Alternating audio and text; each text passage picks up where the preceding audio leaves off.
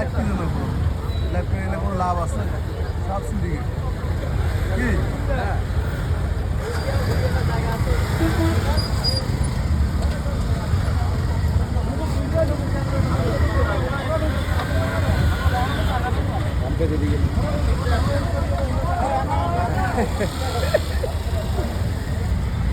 হচ্ছে Abdullah filling station Satmatha.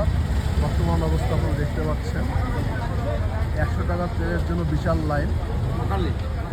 হ্যাঁ, সকাল থেকে সকালবেলা মানুষের খুব তারপরে এখানে মনে করেন যে 1 লিটার হলো তেল পাওয়া যাচ্ছে, অন্য জায়গায় একবারই বন্ধ। 100 টাকার করে দিচ্ছে।